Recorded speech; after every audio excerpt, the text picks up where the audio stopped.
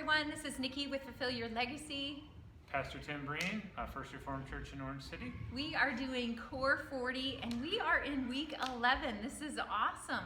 We want to talk to you today a little bit about a world in need of love. Yeah. Do you want to share with us more about this? Well, that's just the third of our phases, 8 phases through CORE40. And what we're doing is we're anticipating in this section of study why Jesus needed to come. So we set the stage with the character of God and then talked about some of the ancient stories that defined the Christian faith because of the kind of the Jewish underpinnings and Jewish backstory. And now we're looking ahead to Jesus by understanding why things in the world aren't quite right. Why are there problems? Why is there suffering? Why is there pain? And the Bible takes us into the pain where we're living. It doesn't avoid it. It doesn't skim the surface. It acknowledges the pain that we're in and the struggles we're in and the temptations that we face. And the Bible also talks about the deliverance from that we need. So during these 5 lessons, we'll be looking at where we stand in relationship to God and kind of looking ahead to the next phase where Jesus comes and is our ultimate source and center of deliverance. Yeah, I love how we're starting to walk through it. I just recently felt like I'm starting to see it come together. I hope that you guys are too. There are a couple things that are jumping out to me, but we're hearing a lot about Paul. And I feel like it would be good if we could kind of sum up what we need to understand about him, all the writings, how this is going to play out for us and what we need to know. Yeah. No doubt, Paul is one of the most important figures in all the Bible and certainly in the New Testament. So we will return on multiple occasions in CORE40 to stuff that this guy has written. So it really makes sense for us to paint a picture of who the Apostle Paul was right from the starting blocks here. But as I noted in the reading, his name wasn't originally Paul. His name was originally Saul, and Saul was an Old Testament name. Saul was one of the kings of Israel, the first king actually. So he had kind of a proud Jewish name. But his name was changed from Saul to Paul after a bigger change, a life change happened to this man. So Saul grew up in a conservative, pretty strident Jewish household in a town called Tarsus, which is actually up in Turkey today. Probably had family members who were Pharisees. We kind of get some of those clues. And he himself grew to become a Pharisee. And we talked in the reading about what a Pharisee is. The Pharisees were a sect or a group of Jewish leaders who believed that in order to be right with God, you needed to be very, very strict in your adherence and your obedience to the Old Testament. So we read from Deuteronomy and from Exodus, all those laws. People like Saul, when he's growing up, would have thought, if I want to be close to God, if I want God to be pleased with me, then I'm going to stand apart from this wicked world and obey all these laws. And in fact, the Pharisees had a whole set of laws that were more strict than those in the Bible that they tried to obey because they were creating what they called a fence around the law. So they knew if they didn't violate those outside ones, they certainly wouldn't violate the inside ones. And he believed that living up to all those standards that you find in Leviticus and Numbers were the pathway to being close to God. But something happened after Jesus was raised from the dead. Paul, still Saul at this time, was, with the other Pharisees, really opposed to the movement of Jesus. The Pharisees that Jesus encountered when he was doing ministry had all kinds of issues with the way he didn't wash his hands on the Sabbath and didn't obey some of these other codes and laws. Jesus was looking more at the heart of a person rather than their rigid mechanical obedience to these laws. So even after Jesus was raised from the dead, other people are following the pattern of Jesus. And Saul says, no, I don't like this. I think people are playing fast and loose with the laws that we need to follow in order to be right with God.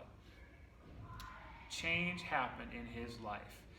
Acts chapter 9 describes how he had gotten so bad that he was breathing out murderous threats. In other words, like every breath he takes is wanting to destroy Jesus' followers, until he's on a road to Damascus, up to more no good when it comes to the church, and there's a bright light from the heavens.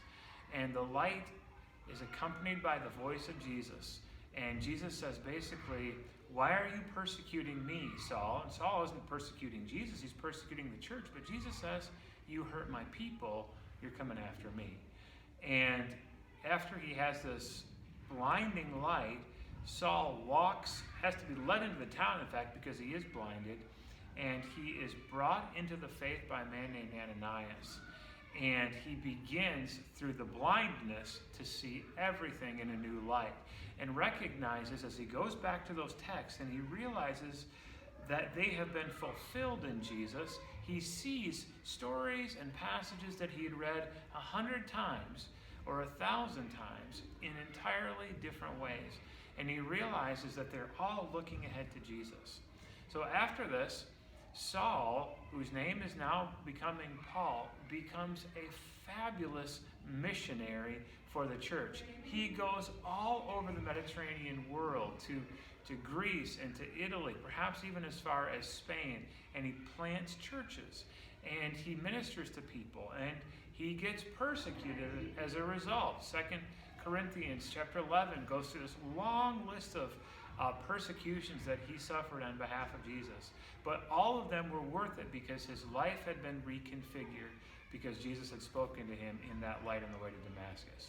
Now, most important for our understanding of Paul today, especially in this reading in Romans, is that Paul began to see that Gentiles, who were not blood Jewish people, and maybe even hadn't converted to Judaism, still belonged in the church. There had been this great debate.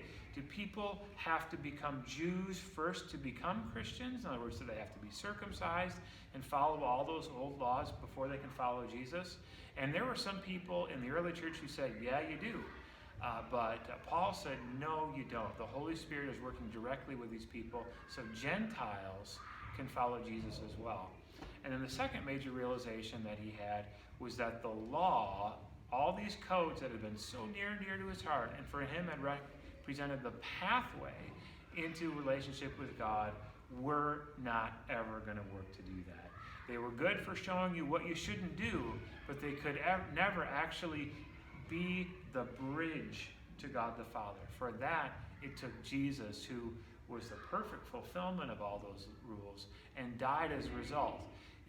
Paul said, had to come to the realization that living according to the book doesn't mean you're free from suffering, because Jesus lived perfectly according to the book, and he died on a cross.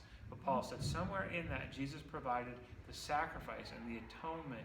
He became the go-between for God and the world. And so instead of putting your faith in rules, instead of seeing the world as insiders and outsiders, Paul said, hey, everybody falls short.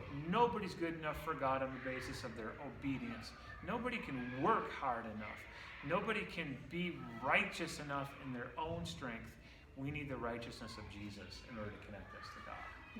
Yeah. So this topic is a world in need of love. Just the idea of these rules and laws aren't enough. It's the love and the grace that kind of gets us through. I can't help but think of Paul's story and how so many of us, are in these places where we just feel like we're getting it all wrong. And literally, in one event, our life can change.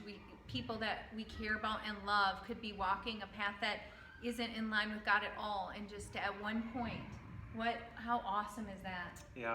Yeah, there are some people, and I count myself in them, who are kind of on that maybe long sort of staircase of spiritual maturity, and then there are some people who have that lightning strike. Yeah. And those stories are incredible, how their lives were going totally the wrong direction, but God said, you're too important to me, you've got a purpose for me, and kind of like that, I'm going to turn you around and face you in the right direction.